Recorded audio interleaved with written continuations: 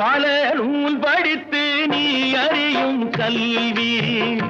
பொது நலம் நினைத்து நீ வழங்கும் செல்வம் பிறர் உயர்வினிலே உனக்கிருக்கும் இன்பம் இவை அனைத்திலுமே இருப்பதுதான் தெய்வம் இவை அனைத்திலுமே இருப்பதுதான் தெய்வம் இதோ எந்தன் தெய்வம் முன்னாலே நான் ஒரே ஒரு புன்னகையில் கண்டேனே